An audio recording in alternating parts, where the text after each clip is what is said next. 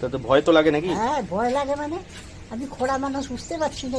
আমি এই মুহূর্তে দাঁড়িয়ে আছি বাঁকুড়া জেলার বাঁকুড়া শহর সংলগ্ন বিজয় যোগাশ্রম পল্লী।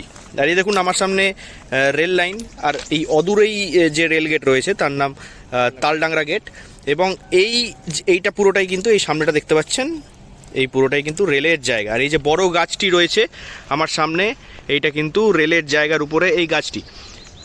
গাছ খুব ভালো জিনিস, কিন্তু সমস্যা হচ্ছে এই বিরাট গাছ কিন্তু ঢুকে যাচ্ছে বাসিন্দাদের ঘরের এলাকার মধ্যে, যার জন্য তারা দাবি করছেন যে তাদের জীবনের ঝুঁকি বাড়ছে। আপনাদের দেখাবো সরাসরি। এই ঘরের ভেতরে কিন্তু ছোট শিশুও রয়েছে, সে খেলা করছে, পাশে ডালপালা ভেঙে পড়ছে, পাতায় ভরে যাচ্ছে গোটা ঘর। শীতের পাতা ঝরা মরশুম তো পেরিয়ে গেল প্রায়, পাতা ঝরে গেছে গোটা গাছটির। ফলেই আপনাদেরকে আমি দেখাতে পারছি না যে এখানে পাতা পড়ে আছে কিনা, সব ঝাঁট দিয়ে বের করে দেওয়া হয়েছে ইতিমধ্যে, এবং পাতা কিন্তু পরিষ্কার করা হয়ে গেছে। দেখুন এই গাছ কিন্তু পুরোটা চলে এসছে ঘরের ভেতরে, এবং যাদের বাড়ি তারা কিন্তু যথেষ্ট চিন্তার মধ্যে রয়েছেন। বয়স্ক মানুষ রয়েছে এই ঘরে, এখানে বসে কিন্তু অনেকেই রোদ পোহায়, গল্প করে, সন্ধেটা কাটায়। তো তারা কি বলছে, তাদের কি বক্তব্য, সেটা পুরোটাই আমরা সরাসরি জেনে নেব। ওই বাইরে বসেছিলাম, একটা শুকনো এইরকম ডাল পাঁচটায় পড়ে গেল, আমার গায়ে পড়েনি, চিৎকার করছি। কি চান, কি চাইছেন, কি বলুন? গাছটা কাটিয়ে দিলে ভালো হয় বাবা। কি সমস্যা দাদা?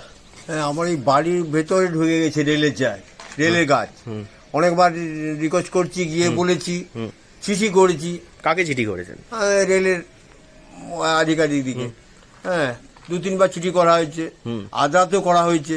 আদ্রাতেও চিঠি করেছেন? হ্যাঁ, আদ্রাতেও চিঠি করেছি, কোনো রেসপন্স করেনি। কোনো রেসপন্স নেই? না, তো বলছে না এটা নয়, এটা আমাদের নয়, ওটা আমার নয়, এইসব আর কি বাহানা। কিন্তু আপনি জানেন এটা রেলের জায়গা। হ্যাঁ, রেলের জায়গাতেই মনে করুন গাছ রয়েছে, আমি তো কাটতে পারছি না, রেলের জিনিস। এই পরিস্থিতিতে নিরাপত্তাহীনতায় ভুগছেন সত্যব্রত চক্রবর্তী ও তার পরিবার। তার শাশুড়ি গীতা মুখার্জির কথায় খুব ভয় করে গাছটা কেটে দিলে ভালো হয়। সামনে গ্রীষ্ম, তারপরেই বর্ষা, কালবৈশাখীর ঝড়ে বড়সড় দুর্ঘটনার আশঙ্কা করছেন তারা। গাছের ডালপালা ভেঙে বাড়ির বড় ক্ষতি বা প্রাণহানির আশঙ্কায় রাতের ঘুম উড়ে গেছে পরিবারের কর্তার। দ্রুত প্রশাসনিক হস্তক্ষেপের দাবি উঠছে। বাঁকুড়া থেকে নীলাঞ্জন ব্যানার্জির রিপোর্ট, লোকাল 18 বাংলা।